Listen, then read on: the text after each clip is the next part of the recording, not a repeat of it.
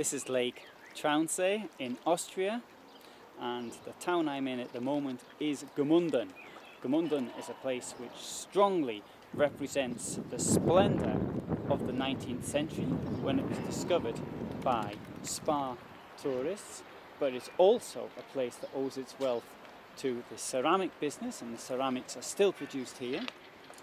And also, being in this area, you mustn't also forget salt, because salt was really important for many areas in central and western Austria.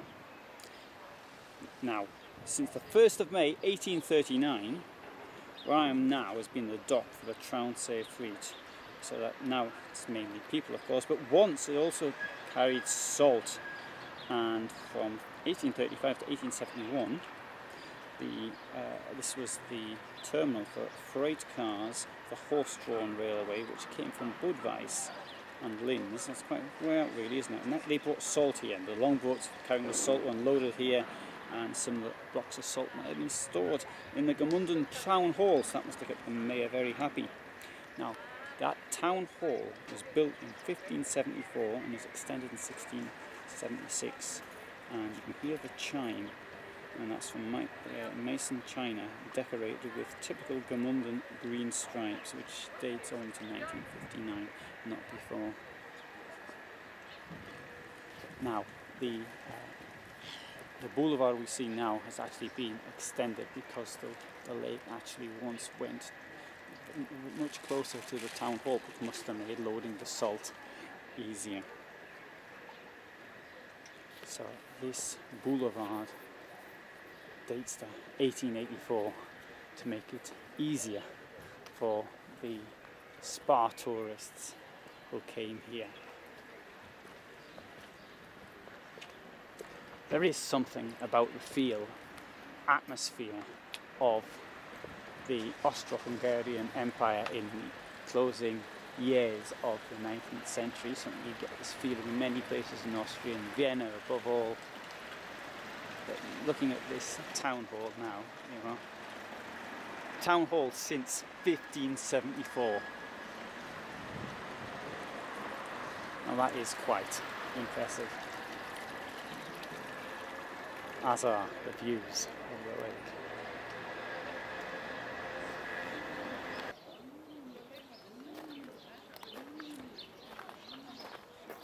This esplanade was started in 1850 and it took 12 years to complete. And once completed, we decided it wasn't long enough, so it was extended further. Now, there used to be a spa building on the banks of the lake. Unfortunately, that burnt down in March 1941 and it was never replaced.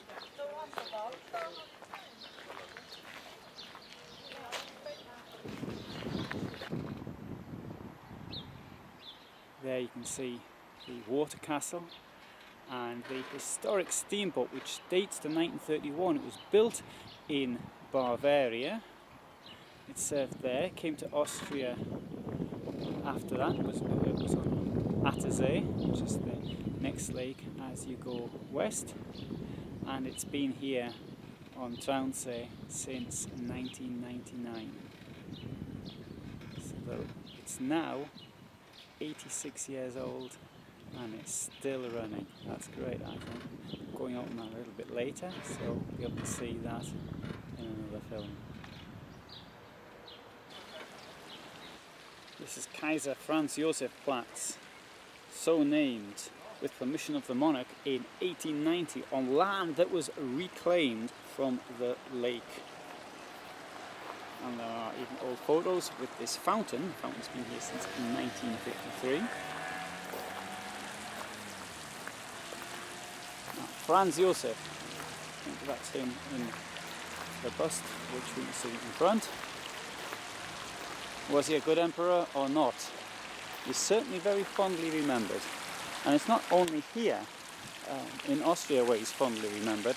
I would like to refer to a rabbi and who said that his grandparents really remembered the monarchy very well. They were very pro-monarchy. The reason they left was because of the poverty where they lived. But they didn't blame that on the monarchy. His family, say, was from Szczawnica, which is today in Poland. It's to the east of Krakow on the Slovakian border.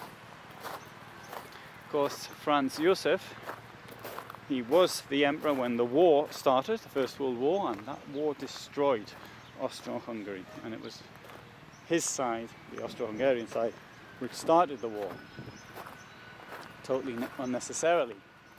I personally think that he'd lost the plot. He was in a place called Bad Ischl when the July crisis started. He didn't go back to Vienna until the day after the declaration of war. Bad Ischl is not so far from here. It's a nice place to visit also. Also within what I am terming the Austrian Lake District. I've spoken about him in other films, you can see them. I've also written about him. My opinion as a historian has changed, and I think it will continue to change as new things come to light, or I learn new things, or indeed I may change my mind based on evidence that I already know.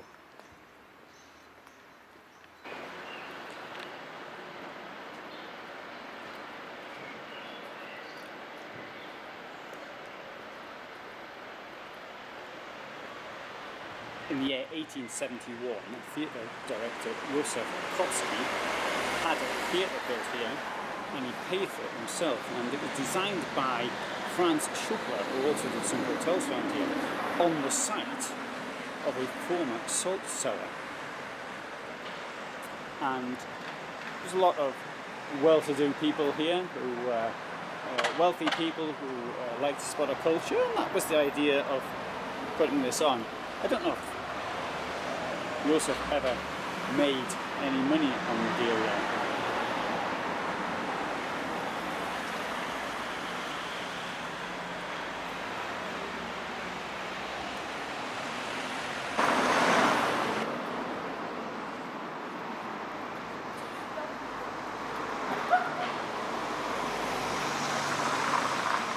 So back next to the town hall. You see Theatergasse, and what I'm going to do is I'm going to turn left here into Kirchengasse, which used to house the town hall, because this building on the corner here was once the town hall.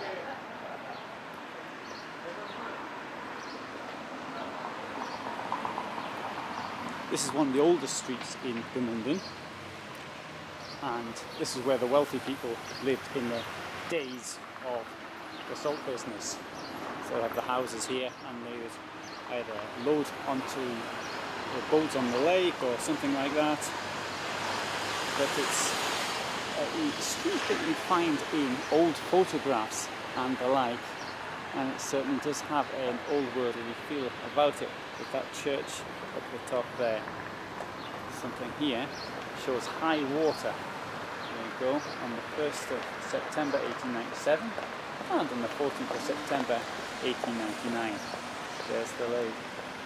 So everything down there to the south will have been flooded.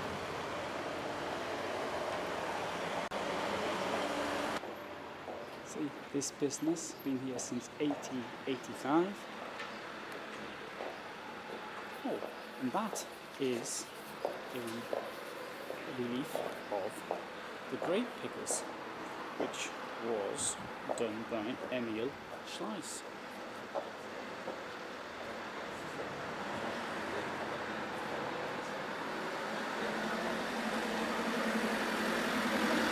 Now, the building I passed earlier down there, that used to be the town hall until it moved to where the town hall now is in the 16th century.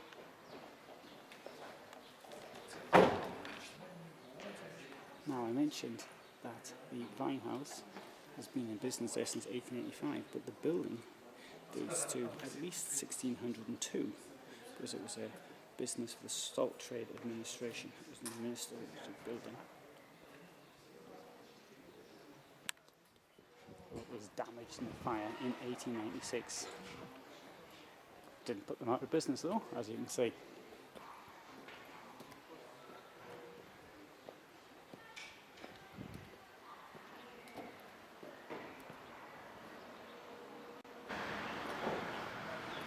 Through here we come to the Ringholzplatz, which was so named that it was the place where cattle were traded or indeed were brought here for slaughter.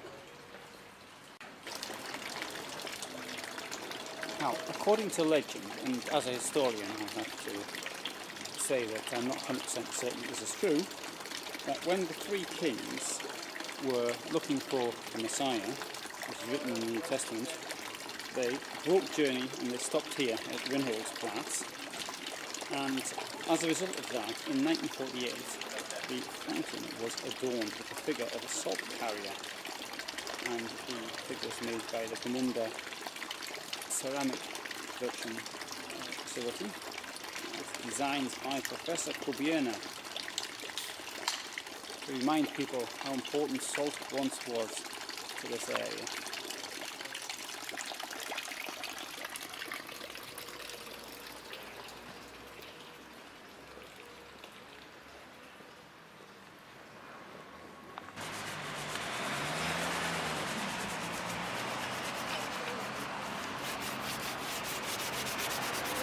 This street here is pretty wide. It's called Am Graben, which means a ditch or something like that, and that indicates that this was once part of the defences of the town. You see that in lots of places. We've suddenly got a wider street in an old medieval area. It's a suggestion that it was once part of the fortifications of the city or town, or village even, and that was filled in to make a road when they realised that they didn't need a ditch there any longer.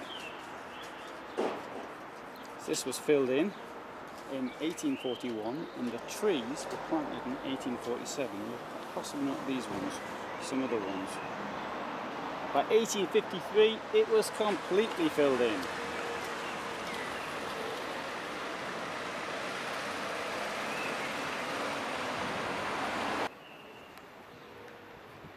The church with this rather remarkable dome and clock, which you'll see from a large part of the town, was erected towards the end of the 13th century, and it's consecrated to the Holy Virgin Mary and the three kings, who, as we know, stopped off here on their way to Bethlehem.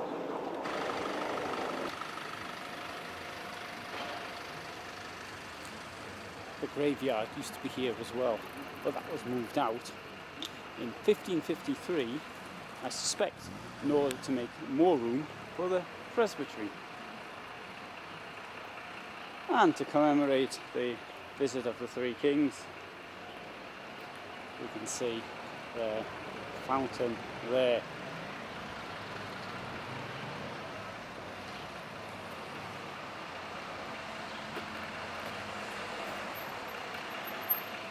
And that to me looks like St. George killing the dragon in 1965.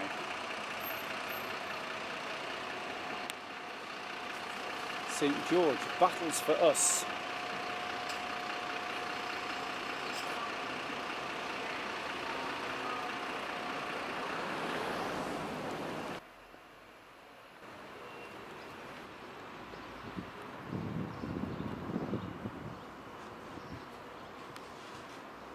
In business since 1506. The bakery. This is the market square. As with most places where there's a market square, it's one of the oldest squares in the town, and they still hold a market here every Tuesday.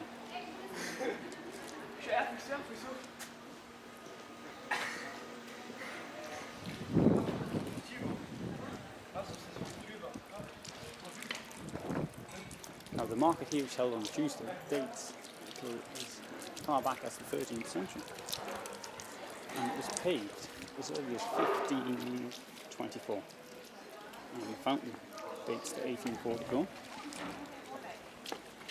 bigger. It's only been used since 1952.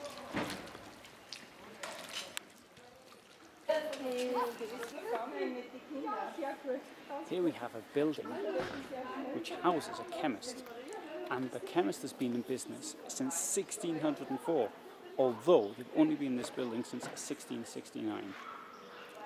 And here we have the former town hall, which was used as such until well into the 14th century. And today, if you go through there, it's a bit like a retail unit. It's a dentist, a lawyer, a barber, hairdresser I should say. It's a ladies' place I think.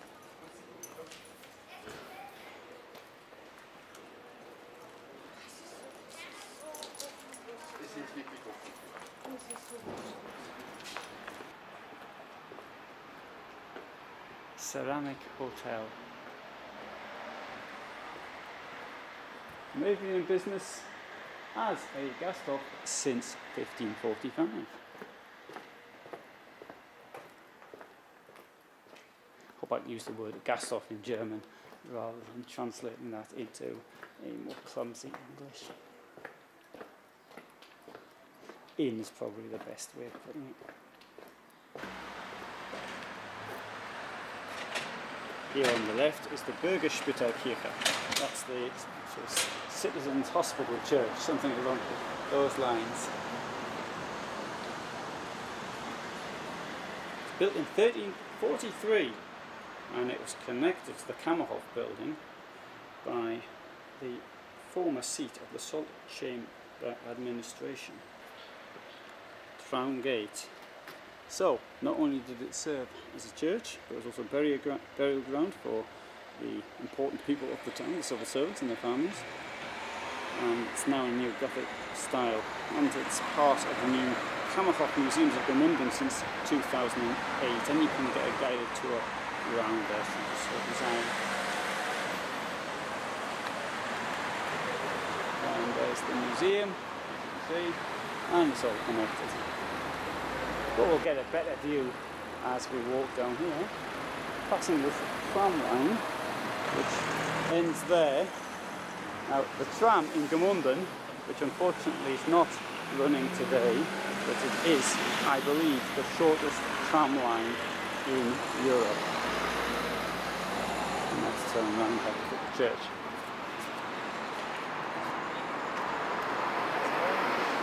Museum. Rather than the church now.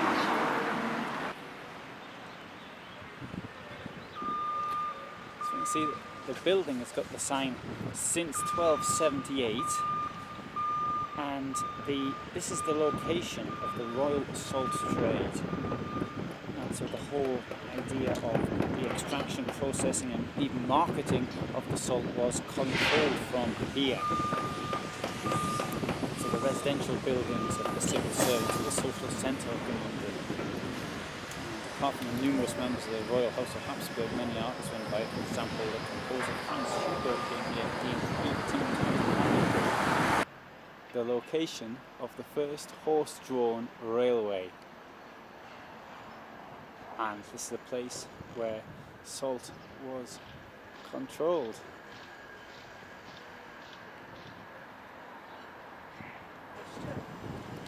So now I'm back at the Town Hall Square, where I started off from, and now I shall be going out for a trip on the boat on the lake. And there's the boat already waiting.